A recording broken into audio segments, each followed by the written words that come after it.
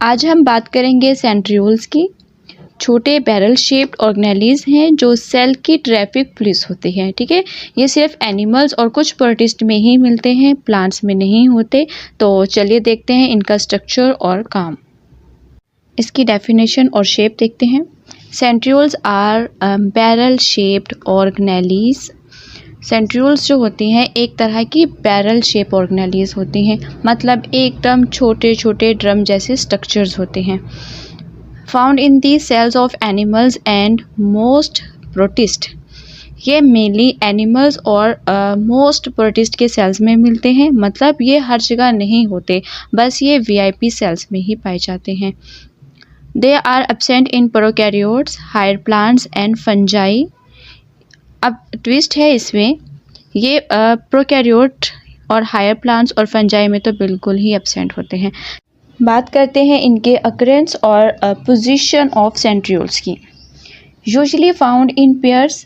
Centrioles जो होते हैं कभी अकेले नहीं रहते भाई, इनकी एंट्री जो होती है हमेशा जोड़ी में ही रहती है।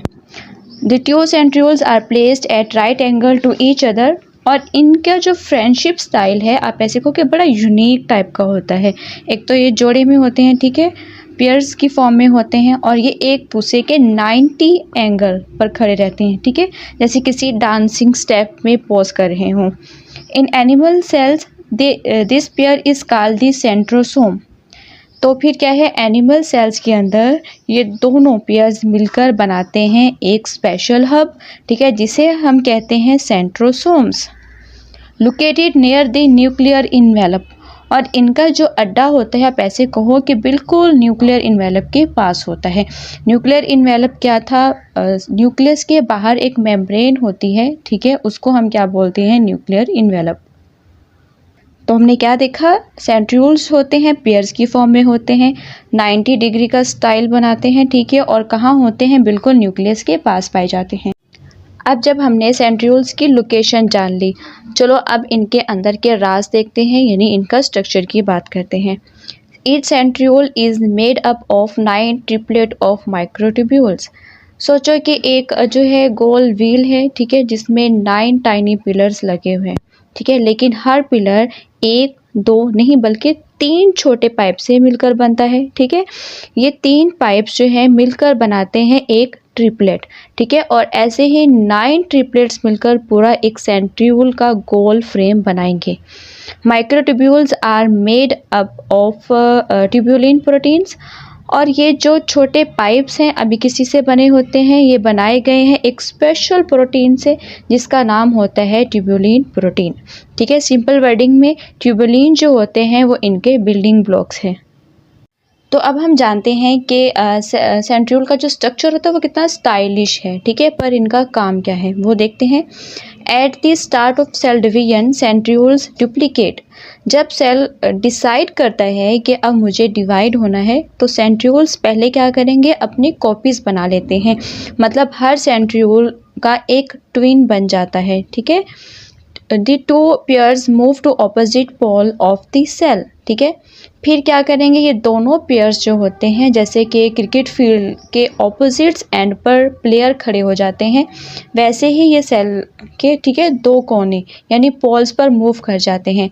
They form spindle fibres which help separate chromosomes. और यहीं से शुरुआत होती है सेंट्रियोल्स के मैजिक की। अब ये करते क्या हैं, ठीक है, ये बनाते हैं स्पिंडल फाइबर्स जो एकदम रूप्स यानी रस्सी की तरह क्रोमोसोम्स को खींचकर अलग कर देते हैं। अब जब सेंट्रियोल्स ने सेल डिवीजन का काम ख़त्म कर लिया, ठीक है, तो सोचो क्या ये सिर्फ एक ही टैलेंट रखते हैं? जी नहीं, ये सीलिया और फ्लैजेला में भी हेल्प करते हैं बनाने में। In cells with cilia or flagella, centrioles are located near the cell membrane. जिन सेल्स के पास सीलिया या फ्लैजेला होते हैं, यानी वो छोटे छोटे हेयर्स लाइक या फिर टेल लाइक स्ट्रक्चर, ठीक है, उन सेल्स के अंदर सेंट्रियोल्स कहाँ होता है, सेल मेम्ब्रेन के बिल्कुल पास में मिलेगा। These are called basal bodies. और जब सेंट्रियोल्स यहाँ शिफ्ट हो जाते हैं, ठीक है, उनका नाम बदल जाता है, अब हम उन्हें क्या बोलेंगे, बेसल बॉडीज़ बोलेंगे, ठीक है। नाम भी जो है काम के हिसाब से चेंज हो जाता है। Basal bodies are responsible for forming cilia and flagella, ठीक है। बेसल बॉडीज़ ही वो वर्कशॉप होती हैं, ठीक है, जहाँ से सीलिया या फिर फ्लैजेला बनते हैं, ठीक है। ये स्ट्रक्चर सेल को मूव करने या सराउंडिंग में चीज़ें मूव करने में हेल्प करता है। ठीक है।